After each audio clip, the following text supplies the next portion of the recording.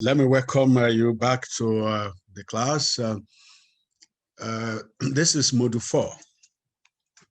We are looking at scenario building and forecasting in development planning. You know, the module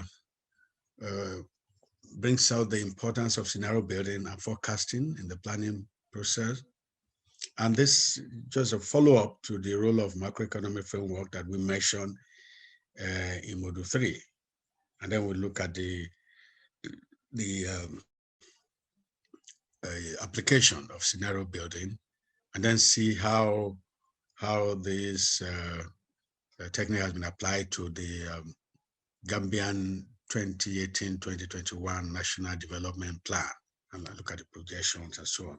Earlier, we talked about the importance of macroeconomic framework to look at macroeconomic indicators within the economy to provide overall guide about growth in the economy. That this is very important.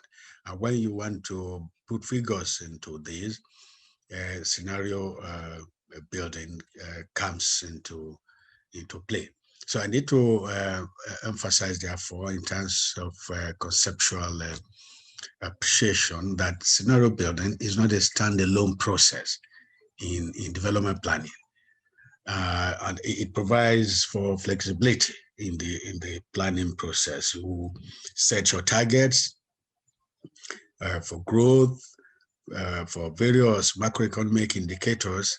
You want to be able to see what changes can be brought about in the process, what assumptions you can make, and then what fine-tuning in terms of policy interventions that you can put in place to make sure that you move towards achieving your objectives.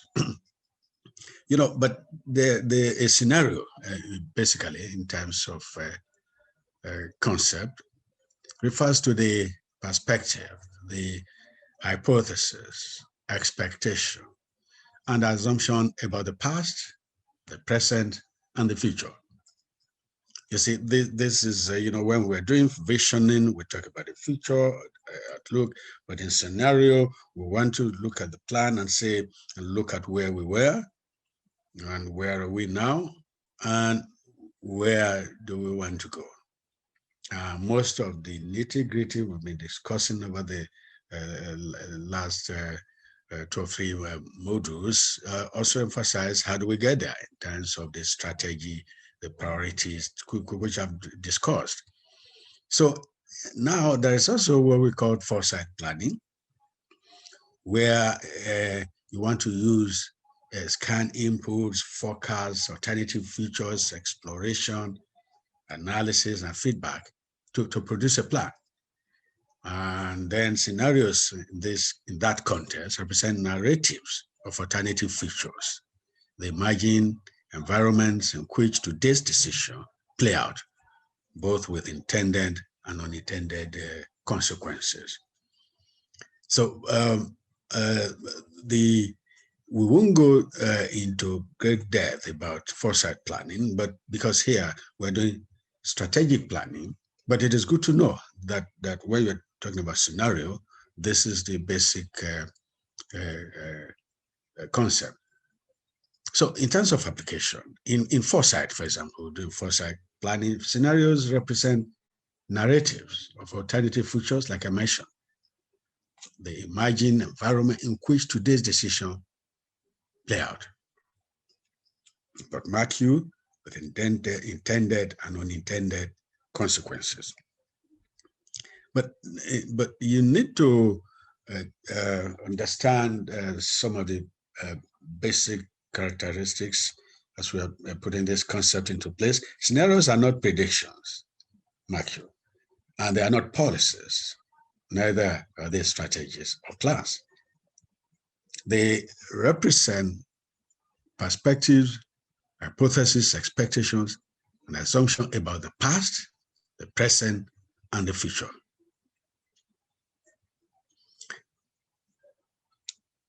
Scenarios do not translate into change, learning, or action. They often remain make-believe, merely end up being presented in reports that do not provide much practical value.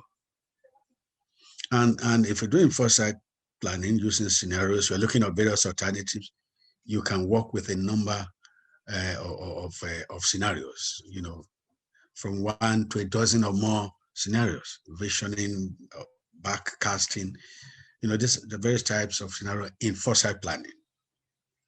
Now, and you can generate these scenarios to apply to development or plan in various sectors. The more scenarios we generate, the more difficult it will be to consolidate them and translate them into action.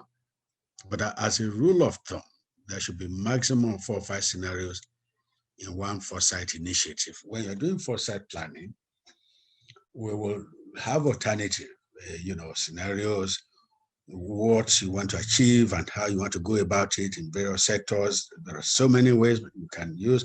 Then you want to arrive at a consensus at the end of the day that this is the one that gives you the best alternative and the best results.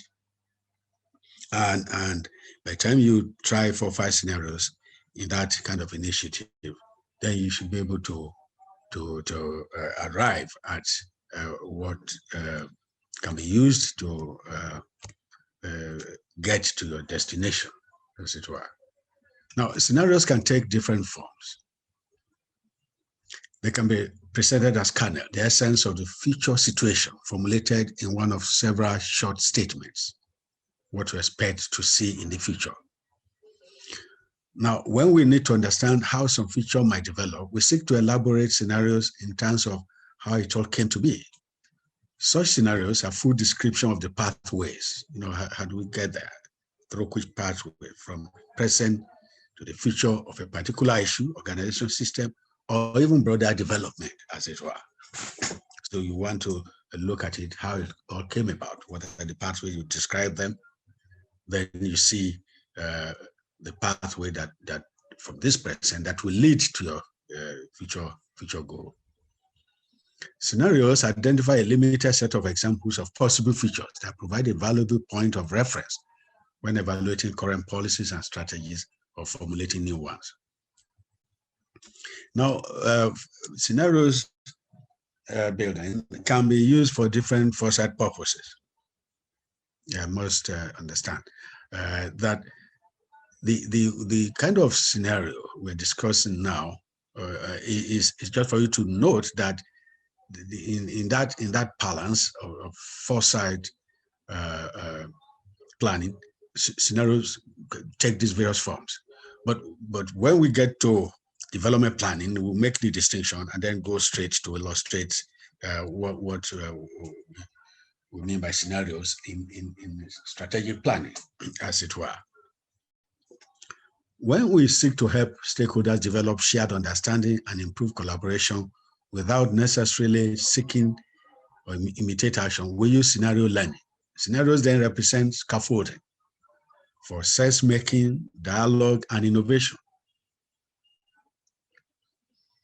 So you can see various examples of that.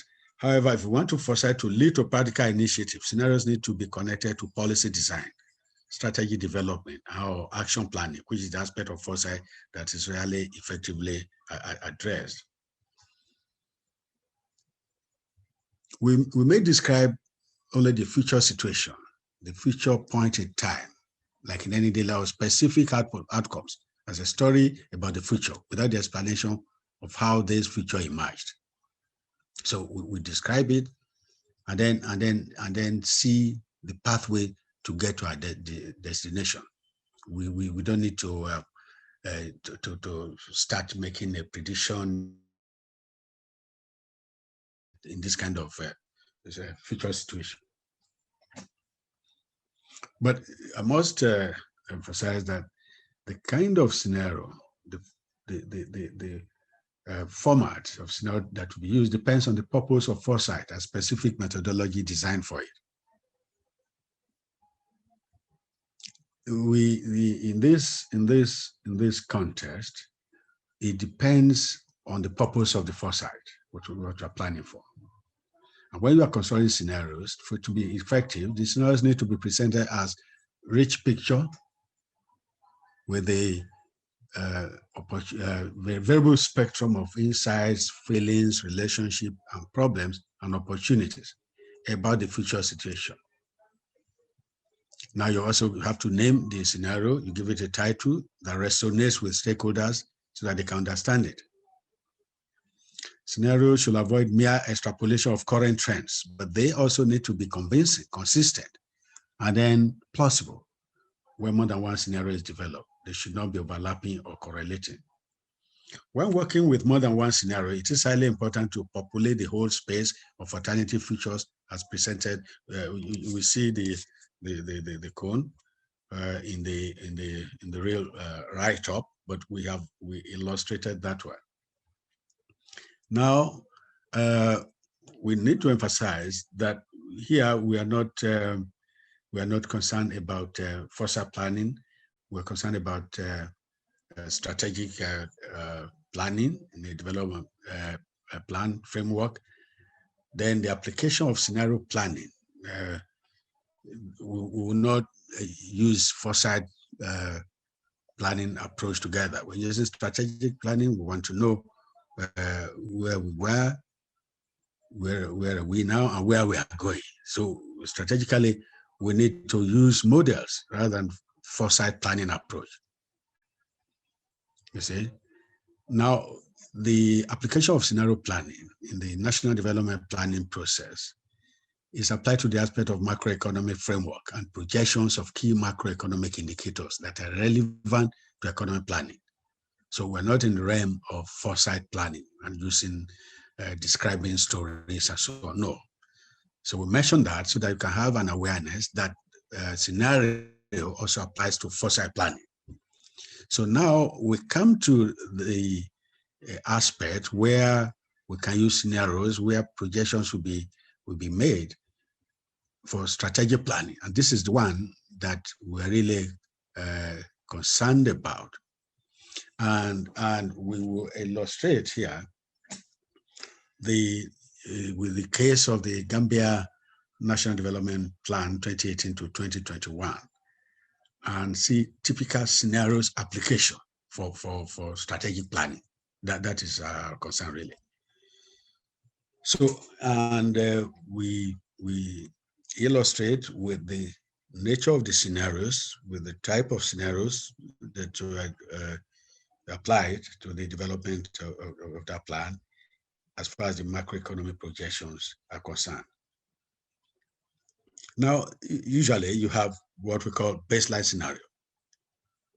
And here you have future scenarios, you may have baseline, you have medium scenario, high value scenario.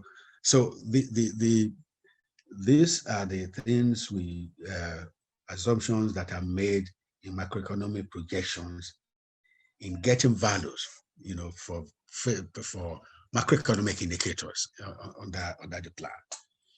Now, the macroeconomic projections based on the baseline scenario are presented for you to appreciate in that slide. The baseline scenario is the departure point for the key macroeconomic indicators. You start with the baseline scenario. What is at the baseline? What is the value of those indicators? Now you're talking about 2018 to 2021 plan as an example. Now, for the base period, the baseline, what is the value of the particular indicator? And shortly we'll see the various indicators that are relevant to track and then to project. Typically, the baseline scenario assumes the status quo without the policies and programs of the various departments, portraying the current state of economy management and sector operations. You see, we have said that every sector has its own target and what they want to contribute to the GDP. So it is already known. And then when you start to implement the plan and you put the policies, your projects are implemented and so on, then you now see the output, what the contribution is, and then all those indicators, you see the values changing. So, but for you to be able to track and project where we are every year of the plan, you say, okay, if the current situation, the status quo, without this policy being implemented at all, prevails, what will be the values of these indicators? And this is the application in this slide. If you look at the year 2018 to 2021 in this Gambian NDP, you look at the key indicators, and the key indicators here, the GDP, for example, I mean, you know what the GDP means, to have value, of all goods and services in the economy. This GDP is the growth indicator. So we look at the real GDP. How will they be changing? What is the growth that we expect annually during the plan period? So you look at parameters like price, and here you want to look at inflation. Persistent, the changes in the consumer price index. You look at inflation, what is the value? Then you look at money supply, look at broad money, you look at fiscal balance, you look at even primary balance, you look at the reserves. These are the you look at debt. The issue of debt, for example, in Gambia has been one of the challenges being faced in terms of implementing plans, and then financing the plans. And because of high level of indebtedness, at some point, the possibility of using domestic resources to finance the plan has been a major challenge. So you want to see how the debt is growing, so that you can put policies in place to make sure you have a good pathway to realizing the objective. So you have to project this and see what the plans as you are developing the plan. And here you can see the various figures for the GDP. 2018, you have 3.5%. It's supposed to increase to 4% in 2019, to 4.5% in 2020, to 4.8% in 2021. Luckily, we're in 2021 now, and if you look at the quarterly series, and if you look at the even immediate past series, in 2020, you can cross-check this what we project and see in reality. And you see what we have. The same thing for inflation. If you look at the current rate of inflation now in Gambia, you want to see whether it's lower or higher than is being projected. And it is with this kind of scenario of what we have that we will seek to achieve all the things we have we have planned for in the plan. So under this condition, if inflation, for example, continues to grow beyond the projections, then you then see that the problems begin to arise. Now, if you look at the performance of the sectors, look at the growth rates of the sectors that are supposed to contribute to the GDP, for example, you can see the projections. Agriculture, and within agriculture, we have various subsectors of crops, livestock, forestry, and fishing. Look at the industry, and so on. So when you look at these various sectors, then you see what has been projected for them. We expect agriculture to grow by 7%, by 9% in 2019, from the as at 2018 when the plan was taken off, it was 7%. Using that baseline scenario, they have made all this forecast, and you can see the various figure. Now there is the intermediate scenario. That is the second thing. You can say, okay, if this continues like this with those assumptions, what is the performance of the economy? How will the sectors perform if you assume the baseline scenario? That's what we are just saying. Now, if you look at intermediate scenario and then see what changes do you expect? You see, this intermediate scenario, this percentage change you have for the various indicators. Now, that's what we also call optimistic scenario. The optimistic scenario reflects the outcome of the plan with at least 90% implementation of the planned programs and policies. You see, baseline scenario, you look at intermediate scenario when you achieve less than 90%, then you are not optimistic. You say, okay, you achieve 90% or more implementation during the period of policies and programs. But this scenario also assumes similar achievement in terms of funding level. Part of the assumptions be that no major demand shocks or resilience to external natural shocks. For example, drought-related challenges be tackled with improved irrigation facilities and improvements in the agricultural value chain. Additionally, diversified tourism, especially into the ECOWAS region and non-traditional markets. These are the basic assumptions of the optimistic scenarios. Now, you also have adequate resource mobilization. What you want to spend in year 1, year 2, year 3, and you feel that, well, there'll be enough resources to spend at least over 90% on that, so that we want to see what will happen if that is the case. Then all policies will almost be implemented. No one will be abandoned or disrupted or changed. Now, there also will be full capacity utilization of the needed resources. Based on this assumption, the sectors will now make your projection and then see the outcomes and then the results that you find, and then see how the sectors perform if this is the assumptions that you use in the model you use to project this.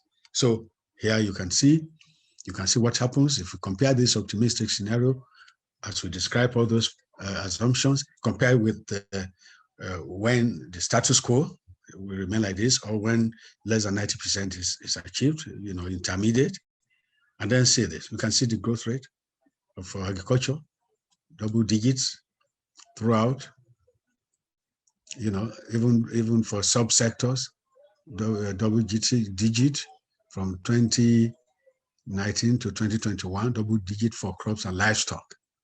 So you can see industry, double digit growth, and so on. So this is really optimistic. You're optimistic. So this is what you get for the optimistic scenario. And you can also see the GDP itself overall.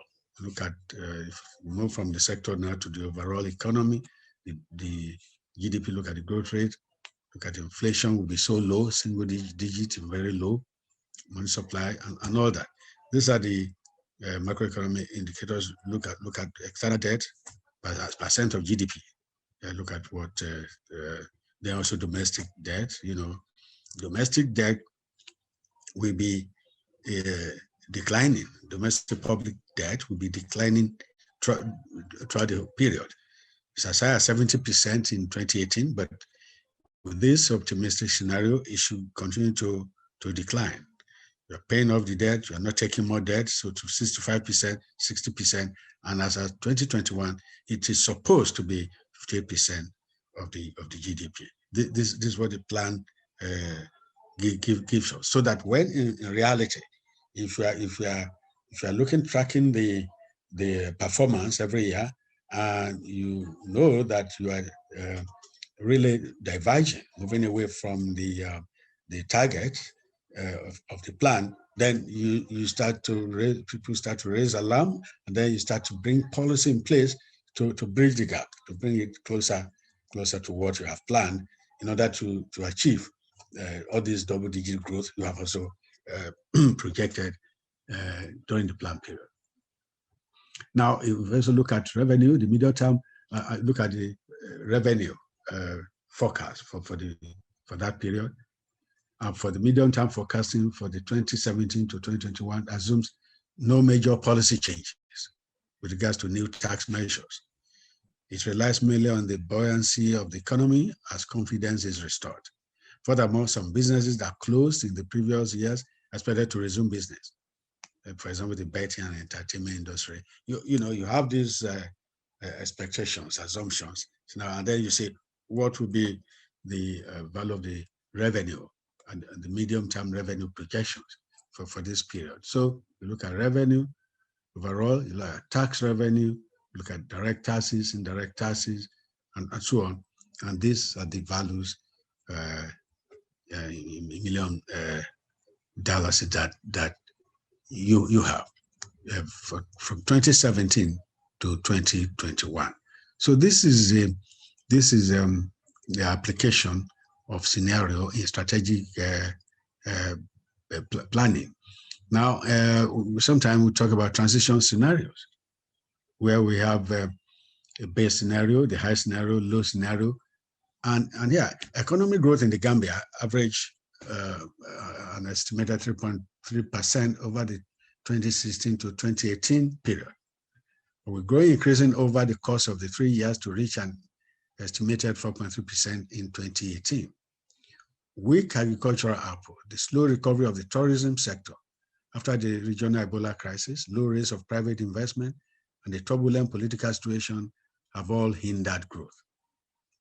However, the IMF projects that economic growth will increase over the course of period. This transition scenarios we use relate to the sectoral plans, which the is applying to the agricultural sector.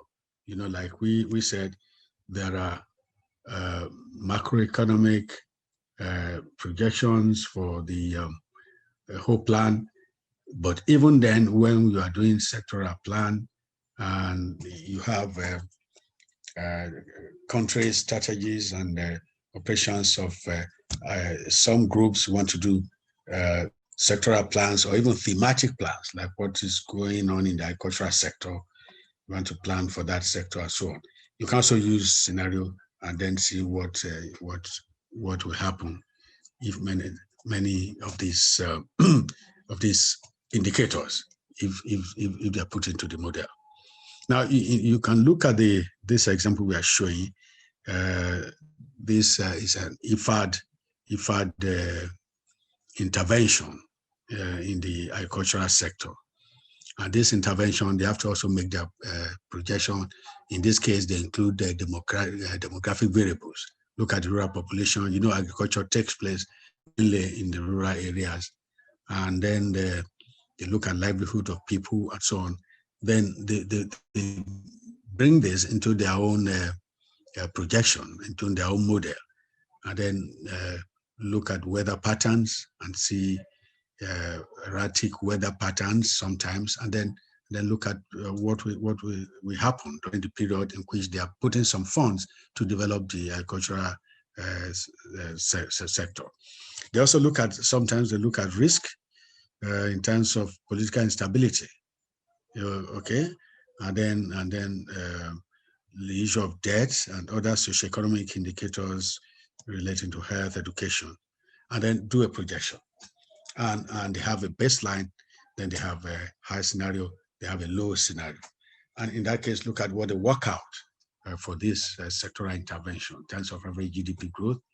From 2019 to 2022, we have a base period in which they expect that this is going to be the average GDP at the base period of 5%. If they have the high scenario, they have 6.5% growth, and then the low scenario, 3%. And from this, they work out what will happen in terms of public debt, in terms of GDP per capita, and so on. So this is the application in terms of scenario, in terms of macroeconomic projections of the growth of the economy and the performance of the various sectors of the economy, as well as revenue projections, of these sectors.